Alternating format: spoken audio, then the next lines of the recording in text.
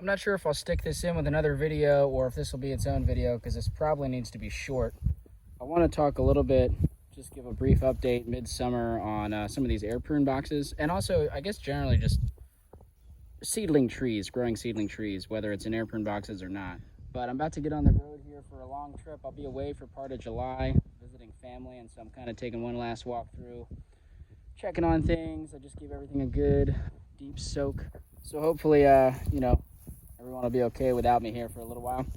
And you can see air pruning boxes are still cooking along. These walnuts in the air prune beds, you know, the start of the bed is a little bit above my knee. Can you see this here?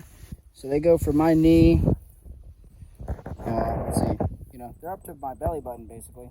It's kind of hard to show this without my tripod's away in the shed. I should probably go get it. But you know, using me for scale, here's these walnut trees behind me growing in this box.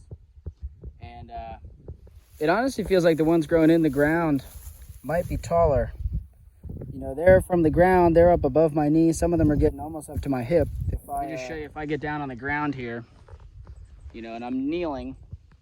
This is me kneeling next to these trees, these black walnuts.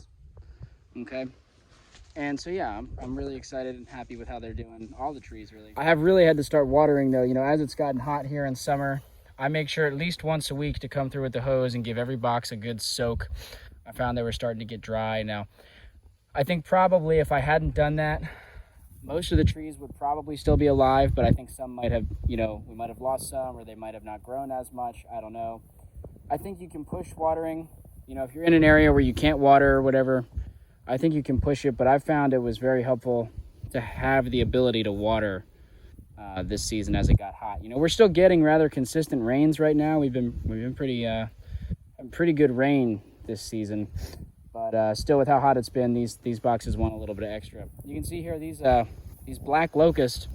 These are definitely the tallest trees from seed I have this year. I mean, you know, again, this box starts a little bit lower than my knee, and these locust trees are up to my head. I'm standing right now, and here's the tree, you know, growing in out of the box.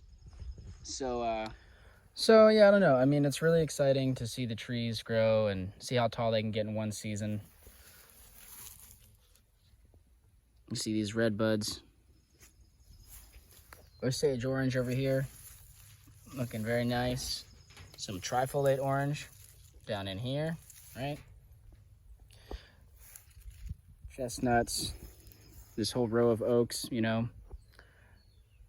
Everybody growing along, summertime. You know, it's a good time to maybe just point out, you know, I get really excited by seeing the trees grow big and tall and green, but I'm also excited by the trees that don't grow a ton, but that are still cooking along. Like these are sycamore. They're much smaller than the walnuts, but I'm still very excited about them. Like, I'm excited that they're here. It's not a competition, you know. Some trees, the way that they grow, they might, like oak trees, for example, put more energy into their roots in their early part of their life before they put energy, you know, really into growing tall. Walnuts, as we can see, like to grow tall as fast as they can.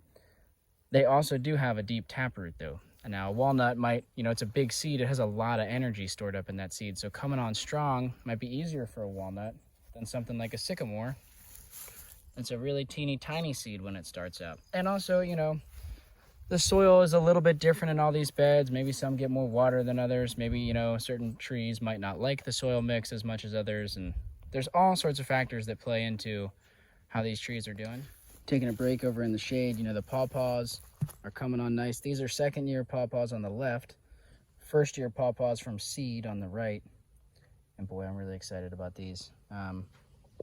So that's all fun and good, like all the things that are exciting and green and growing. But I want to talk for a minute about some lessons, you know, learned from this year so far. Maybe I'll sit down for this for a second, just to talk about, you know, some things haven't gone well, right? And I think this work with the trees, it's really fun. It's relatively easy, right? But it doesn't always work out as planned, and that can be a bummer. You know, I definitely get bummed whenever, you know, trees I'm caring for die. I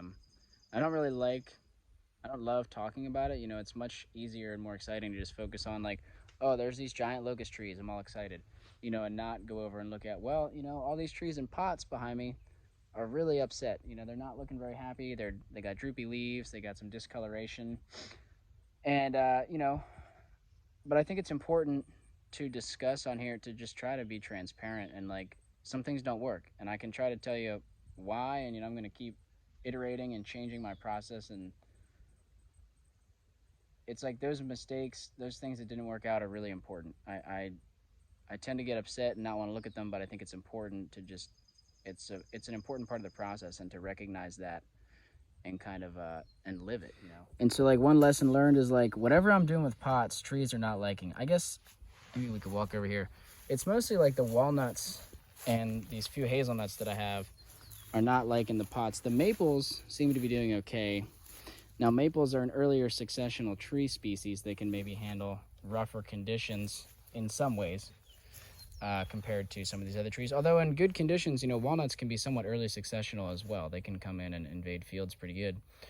And so the question, I have not been keeping up with watering appropriately on these pots, so that is a possible thing. That's a big difference between air-pruned beds to trees and pots. Potted trees need water a lot more frequently. The soil temperature in here in these pots is also going to get much higher than it is in those beds, which probably stresses the trees out as well. So you have heat, moisture.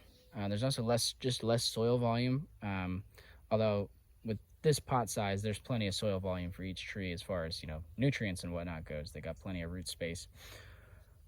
But it could be something else. It could be that these trees don't like the potting mix that I use. The interesting thing is that all the trees in the air-pruned beds, it's mostly just leaf compost, maybe a little bit of native soil and other types of compost mixed in, but that's the medium.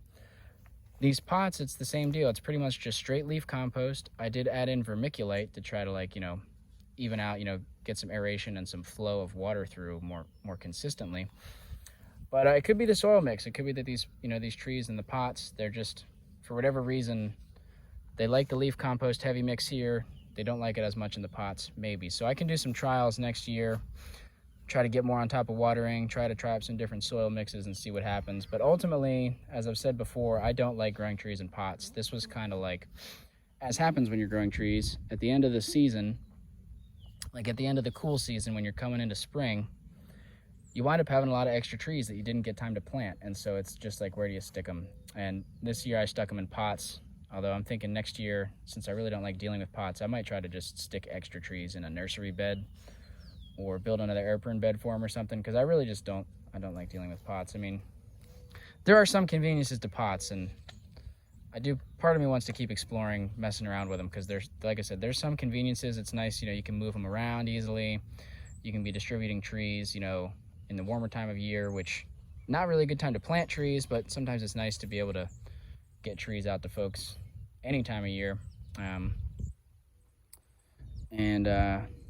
Yeah, there's some other conveniences to pots, but we don't need to go diving down that whole rabbit hole. Like I said, I want to keep this kind of short. Perhaps one other thing that I should note is that these in-ground beds, like I've got this in-ground bed here and the trees growing in the garden beds over in there, I haven't really watered these. Well, this patch specifically, I have not watered at all. The ones in the garden bed do get a little bit of water because there's some soaker hoses in there, and I irrigate the plants around them, but I don't specifically irrigate the patches with thick seedling trees over there. And so it seems like having a heavy amount of compost down on the ground and mulch, and planting seed directly into that seems to get really good results. This was, for anyone that didn't see me plant these trees, this was 3, 4, 5 inches, maybe more, of leaf compost, and then a few inches of wood chip mulch. Plant the seeds under the wood chip mulch. And they seem to be able to take less water than the trees in the boxes. Now, the flip side is I think the trees in the boxes will be easier to dig up, although with how much organic matter is here, these might be easy to dig up too. When it comes to fall, we'll see what happens with that. Yeah, I think I got to end it because I got to get on the road here and get doing some other things. But the only other big thing I've learned just is, as I've been watering some of these air prune boxes, I've reflected back on when I built them. And I think one of the things that I hope I said this in a video, I think I did, but I can't remember. I tried to stress that it's important to water the material as you fill up the boxes. You don't want to put all the material in and then just try to water it from the top. Once it's full, you want to kind of water in layers as you go. And that helps really get the material hydrated from the start. When I mixed up some of these beds, it was really wet and cold. It was wintertime, we're getting a lot of water, and I got a little bit lazy with watering as I kind of thought back on it. I didn't water as consistently as I should have when I was filling these beds up. And I wonder how much that plays a role in these beds needing water right now. You know, if I had started in the cool season with proper moisture in all these beds, instead of relying on the rains to get me up to where I needed to be, I wonder if they would have been more water resilient now. Or another possibility would be if also this leaf compost I was using to fill the beds up, it's been pretty dry recently. And so if I was going to mix up beds now, I would think about pre-soaking the material, you know, filling up a bunch of buckets with leaf compost that I'm going to put into air prune beds and letting them soak for 24 48 hours, really take up a lot of moisture. Because these air prune beds with the open bottom, it's really hard to overwater them. I'm noticing that stuff flows through really well. And yeah, so that's just a kind of a thought, you know, on moisture, bit of a learning experience. So that's a wrap, you know. That is how the trees are doing. Assuming things keep going well and in this direction, you know, in a few months now, some of these trees will be up for sale. So if you're interested in getting some native trees, and especially if you're kind of down in the Piedmont region down here in North Carolina, you know, maybe consider coming back in the fall, because I will definitely be looking for homes for most of these trees. Well, looking for homes outside of me. I'll be trying to find homes for a lot of these here on the land, but a lot of these are going to get shipped out as well.